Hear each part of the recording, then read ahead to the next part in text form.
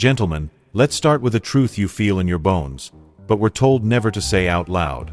Marriage, by its fundamental biological definition, is the end of individual freedom. Now, don't misunderstand me. This isn't a criticism. It's a diagnosis. You think you signed a contract for happiness. You stood there, you said the words. You smiled for the pictures. You were promised a partner, a lover, a best friend. But what you actually activated was an ancient, evolutionary program designed for one thing and one thing only: stability. You see, you signed up for romance. But the underlying operating system is pure risk management. And in this system, your happiness is a nice to have. Her happiness is a nice to have. The non-negotiable goal is the security of the unit, the nest. And what is the single greatest threat to stability? What is the one variable that creates the most risk? More specifically, your freedom. This isn't her fault. It isn't your fault. It's the program running in the background. And today, I'm giving you the administrator password. We are not here to blame. We are here to understand. Because that knowledge is the only advantage you have left. So, how does this security mode actually deploy? It doesn't send you a memo. There is no official meeting. The program runs silently, using sophisticated psychological tools that you, the man, mistake for normal, everyday relationship dynamics. Let me be clear. This is not a conscious, malicious strategy on her part. We are not analyzing her intent. We are analyzing the function of her evolutionary software. These are mechanisms, not manipulations. And they are designed, quite brilliantly, to neutralize the variable of your freedom. Let's dissect the three primary mechanisms. First, the one that causes the most conflict, the financial leash. Remember before the commitment? You had your money, she had her money. You wanted to buy the expensive headphones. You bought them. It was your decision. The second you merge, the moment you move in, the moment that joint bank account is opened, the entire script flips. The key phrase is activated, our money. This sounds like partnership. It sounds like unity. But from the perspective of the security program, our money means one thing: auditing. Suddenly, that $900 graphics card you've been saving for is no longer a personal choice. It is now reckless. That weekend trip with your friends is no longer a simple expense. It is irresponsible. You will be asked to justify the purchase. Not just to inform, but to justify. Here is the secret reveal. This is not about the money. It's about resource flow.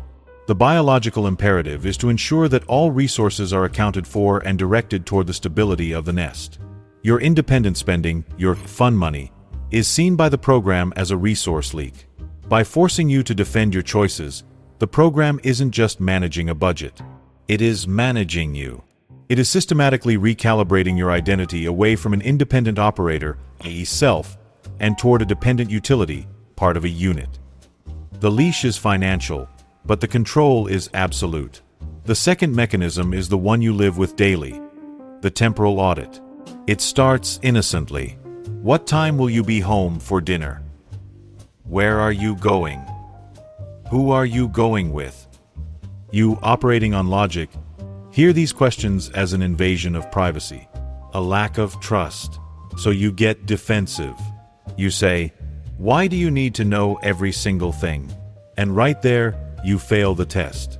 Because you think the question is about trust. It is not. This is data harvesting. The security program in the female brain thrives on predictive models. It needs to be able to predict the future to feel safe. And you are the most valuable and most volatile asset in her simulation. When your schedule is erratic, when you are late, when you are off the grid, you are missing data. Here is the mini reveal.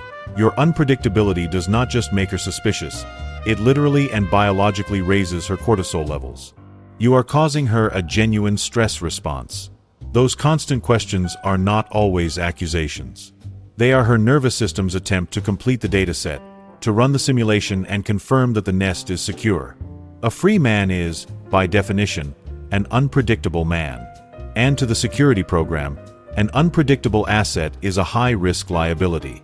Finally, the third and most subtle mechanism, the social pruning. Pay attention. This one is insidious. Have you noticed that your one friend, Mike, the one who is still single and loves to hit the bars, suddenly she just doesn't like his energy? Or that female colleague you've been friends with for years, the one you have a 100% platonic lunch with, suddenly she's a source of tension? This is not a random personality clash. This is nest defense. The security program is an advanced threat detection system. It scans your entire social circle for any element that could introduce instability or pull you away from the central unit. That single friend? He isn't a person. He is a symbol. He represents your past.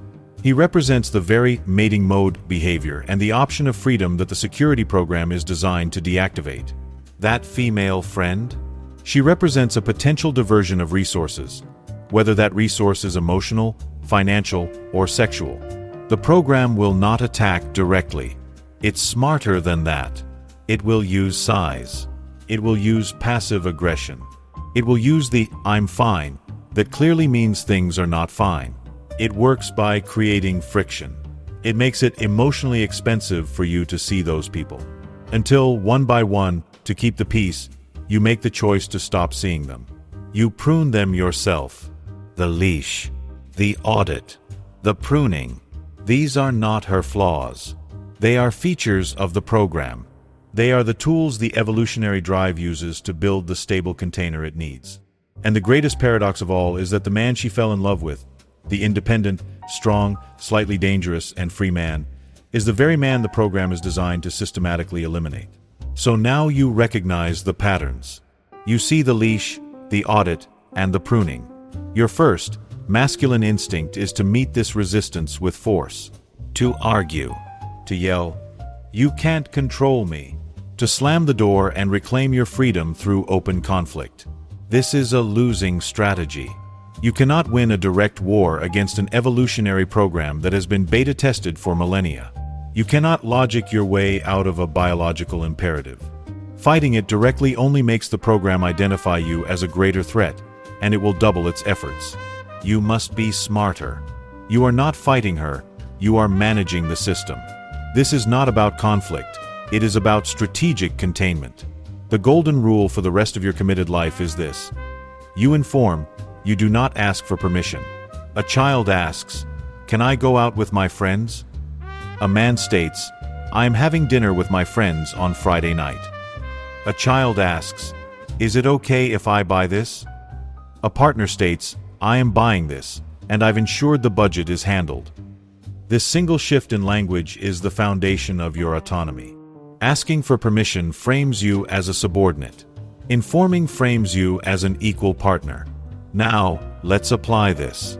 1. To counter the financial leash, you create an autonomy fund. You do this proactively, not during a fight. You sit down during a calm moment and you frame it as a stress reduction tool for both of you. I've been thinking. To make sure we never have to fight about small purchases, let's agree right now that 10% of each of our paychecks is a no questions asked fund. You can spend yours on whatever you want. I can spend mine on whatever I want. The other 90% is for US. This way, the budget is secure, and we both maintain our independence. You are not hiding money. You are zoning it. You have defined a boundary that the security program can compute and accept.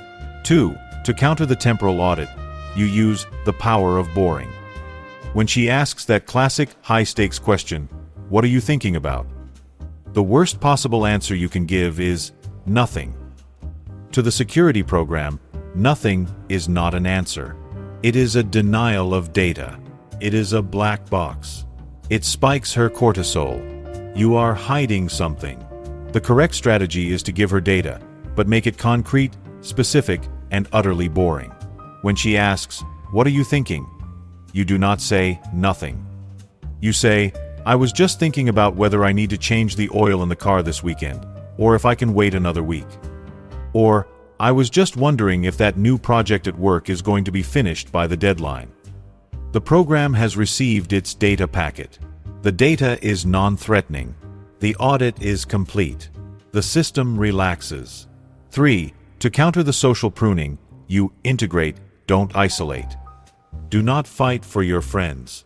That makes it a you versus her battle, and you will lose. Instead, you use a two-pronged approach. First, you use the golden rule. I'm having dinner with Mark on Thursday. It is a statement of fact. Second, you strategically defang the perceived threat. You integrate. A few of us are grabbing a casual drink at that new place on Saturday afternoon. You should come with us for one. By inviting her into the circle, even just occasionally, you transform your friends from external threats to known variables. The security program can now categorize them as non-threatening. You have neutralized the threat, kept your friends, and avoided a war. This is not deception. This is advanced communication. This is self-respect. Your boundaries are not an attack on her. They are the defense of the very man she fell in love with. So, we come to the final, hard truth. The end of your freedom was never an attack. It was a transaction, one you agreed to the moment you committed, whether you knew it or not. But here is the great paradox, the one that destroys so many relationships.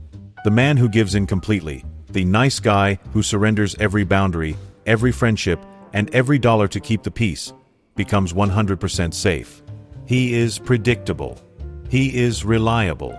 And he is utterly, fatally, sexually unattractive. Her security program will be satisfied, but her primal desire will starve. Her system wants a utility, but her core wants a man. She fell in love with your strength and independence, and now the system she runs is designed to destroy it. This leaves you with a simple, binary choice. You can learn to understand and strategically navigate this program with clear, confident boundaries. Or you can continue to be frustrated as you are slowly domesticated, minimized, and optimized into a simple utility in your own home. The choice has always been yours. Subscribe, like, and share. Knowledge is your advantage. Do not operate without it.